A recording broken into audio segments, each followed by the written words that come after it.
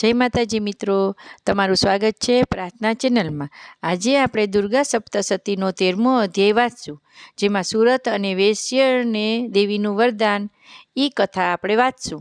આપણે વિડીયો શરૂ કરીએ તે પહેલાં અમારી ચેનલને સબસ્ક્રાઈબ ના કરી હોય તો હમણાં જ કરી લો અને વિડીયોને લાઇક અને તમારા ફ્રેન્ડ સર્કલ અને પરિવારજનો સાથે જરૂરથી શેર કરજો।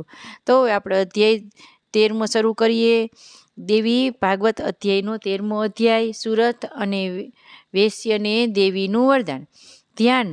જેઓ ઉદયકાળના સૂર્યમંડળ જેવી કાંતિ ધારણ કરનારા છે, જેમને 4 ભુજાઓ અને 3 નેત્રો છે, તથા જેઓ પોતાની ભુજાઓમાં પાસ, અંકુશ, વરદાયી મુદ્રા અને અભયની મુદ્રા ધારણ કરેલા છે, તે દેવી શિવાનું ભજન ધ્યાન કરું છું। ઓમ ઋષિ કહે છે, હે રાજન, આ પ્રમાણે મેં તમને દેવીનું ઉત્તમ મહાત્મ્ય કહી સંભળાવ્યું। જેઓ આ સંસારને ધારણ કરે છે તે દેવીનો આવો જ પ્રભાવ છે। તેઓ જ વિદ્યા ઉત્પન્ન કરે છે। ભગવાન વિષ્ણુની માયા સ્વરૂપ તે ભગવતી વડે તમે આ વેશ્ય અને અન્ય બીજા વિવેકી મનુષ્ય મોહિત થઈ રહ્યા છે અને આગળ ઉપર પણ મોહિત થતા જ રહેશે। હે મહારાજ, તમે તે જ પરમેશ્વરીના શરણે જાઓ। આરાધના કરવાથી તેઓ જ મનુષ્યના ભોગો, સ્વર્ગ તથા મોક્ષ પ્રદાન કરે છે। માર્કંડેયજી કહે છે, હે કૌષ્ટુકજી, મેઘા મુનિના આ વચનો સાંભળીને રાજા સુરતે ઉત્તમ વ્રતનું પાલન કરનારા તે મહાભાગ મહર્ષિને પ્રણામ કર્યા। તેઓ અત્યંત મમતા ભાવ હોવાથી અને રાજ્યનું અપહરણ થયું હોવાને અત્યંત ખીન બની ગયેલા હતા। હે મહામુનિ, તેથી વિરક્ત થઈને રાજાએ તથા વેશ્ય તત્કાળ તપ કરવા ચાલી નીકળ્યા અને જગદંબાના દર્શન પામવા નદી કિનારે રહીને તપ કરવા લાગ્યા। તે વેશ્ય ઉત્તમ દેવી સૂક્તનનો જપ કરતો તપસ્યામાં પ્રવૃત્ત થયો।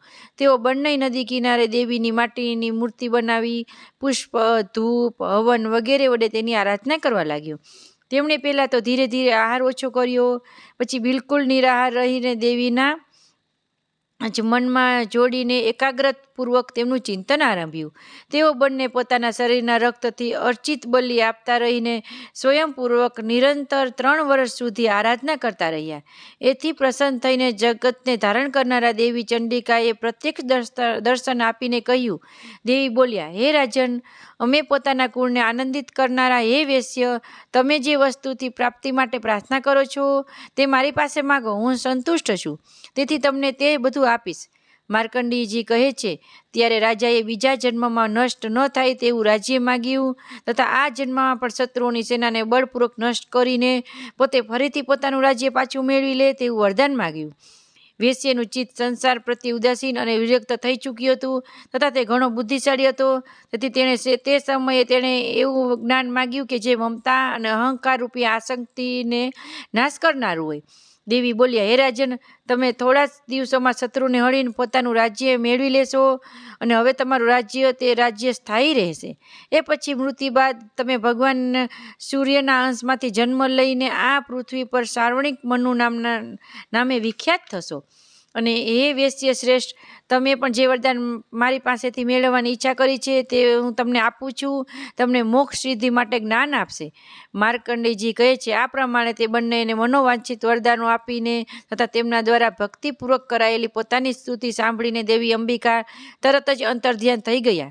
આ પ્રમાણે દેવીએ પોતાના વરદાન મેળવી ક્ષત્રિય શ્રેષ્ઠ સુરત સૂર્યના અંશમાંથી જન્મ લઈ સાવર્ણી નામનો મનુ થશે। શ્રી માર્કંડેય પુરાણમાં સાર્વનિક મન્વંતર કથા અંતર્ગત દેવી મહાત્મ્યનો સુરત અને વેશ્યને વરદાન નામનો 13મો અધ્યાય સમાપ્ત। તો મિત્રો, આજે આપણે દેવી ભાગવત અધ્યાય સમાપ્ત કરી। તમને આ અધ્યાય કેવો લાગ્યો અને તમને આ પસંદ આવ્યું હોય તો અમારી ચેનલને લાઇક, શેર અને સબસ્ક્રાઈબ કરજો અને આવા આધ્યાત્મિક વિડીયો જોવા માટે અમારી ચેનલ સાથે પ્રાર્થના સાથે હંમેશા જોડાયેલા રહેજો। જય માતાજી।